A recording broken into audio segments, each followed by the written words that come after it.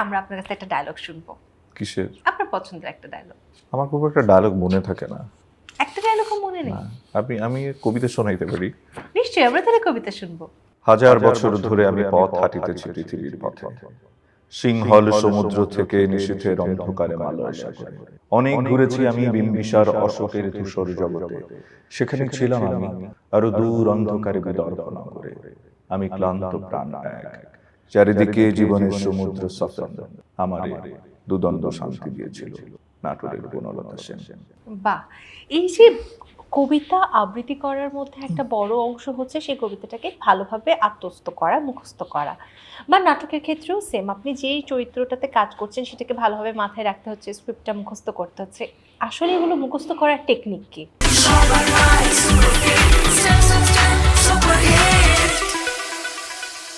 একদম হুবহু ডিটু মুখস্থ করার বা আমি করি না, আমি ওটাকে বারবার পড়তে থাকি।